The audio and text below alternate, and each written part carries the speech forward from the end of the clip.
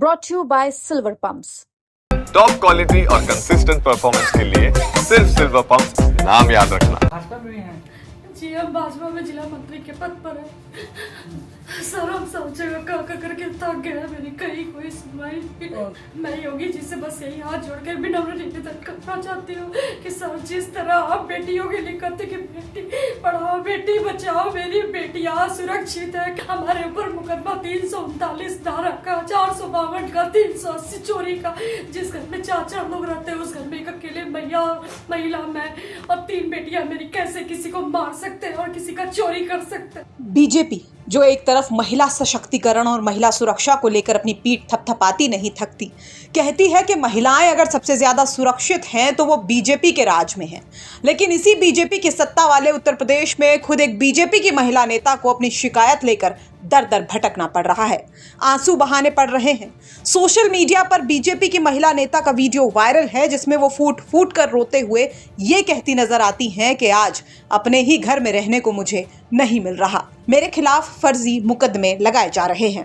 ऊपर मुकदमा 2 मुकदमे फर्जी मुकदमे का जिस समय भी आप थे नहीं, वो मुकदमा गंभीर धारा में 452 380, उसके बाद 339 आजीवन कारावास का धारा लगा के 2 बार मेरे पर फर्जी मुकदमा करेंगे, जिसका 3.5 महीना तक मुझे अंतरिम मिलता गया, 7 बार मुझे जमानत नहीं मिला। हम कैसे कैसे करके मेरा जा करके जमानत हुआ। आज हम भटक रहे हैं चारों तरफ। आज मुझे मेरे ही घर में रहने के लिए नहीं मिल रहा है, ना मुझे घर से पैसा।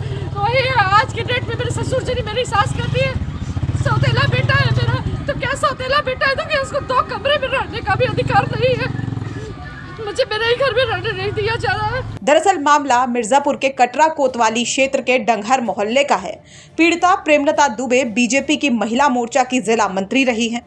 महिला नेता का आरोप है कि उनकी पुश्तैनी जमीन पर बने मकान को उनके ही परिवार के लोग जबरन कब्जा कर रहे हैं। वो महिला नेता और उनके परिवार को उस मकान में हिस्सा नहीं देना चाहते। हिस्सा हड़पने के इरादे से और परेशान करने के इरादे से उन लोगों ने पुलिस की मिलीभगत के साथ महिला नेता पर फर्जी मुकदमे दर्ज करा दिए हैं। पीड़िता को मदद के लिए अनुप्रिया पटेल तक से गुहार लगानी पड़ी। जब महिला नेता ने इसकी शिकायत पुलिस से की तो पुलिस ने कोई एक्शन नहीं लिया। अब महिला रोते हुए योगी सरकार से गुहार लगा रही है। क्या कह रही है प्रेमलता दुबे, सुनिए। मेरे ससुर जी 6 साल पहले एक्सपायर कर गए। उसके बाद से उनको एक्सपायर करने के बाद मेरी माताजी बोली कि जो भी उनका फंड का पैसा है या जो रिटायरमेंट का जो कुछ भी पैसा है, मेरी सासू माँ बोली कि वो मेरे हस्बैंड आजमगढ़ में काम करते थे, 108 एम्बुलेंस चलाते थे, बोली उनको बुला लो, लिखा पढ़ी सब हो जाए। वो सारे रिश्तेदारों को बुला करके वकील द्वारा लिखा पढ़ी करा ली। जब सारा पैसा पूरा बोली मेरे अकाउंट में आ जाए तो हम तीनों बेटों में बराबर पैसा बांट देंगे।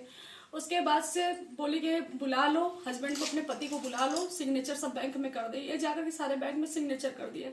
पैसा मम्मी के अकाउंट में आ गया। 2 महीना जब बीता अकाउंट में आए हुए पैसा, फिर उसके बाद से दोनों बेटों में पैसा बराबर अपने दोनों जो हम बड़े हैं घर के, छोटे देवर को बांट दिए। जब हम बोले मम्मी आप ऐसा क्यों कर रही हैं, तो वो बोली मेरा सौतेला बेटा है, मैं कुछ भी नहीं दूंगी उसके लिए।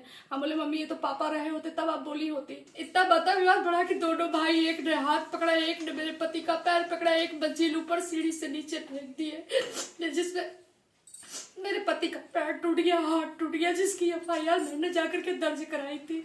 वहां पर मैंने वो किया।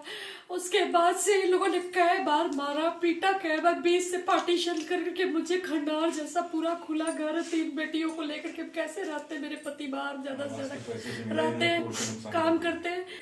इन लोगों ने इसके पहले भी ठंडी के मौसम में 2 साल पहले मुझे हाथ पकड़ के घर से धक्का मार के निकाल दिया। सारी रात मैंने घर के बाहर अपना समय बिताया।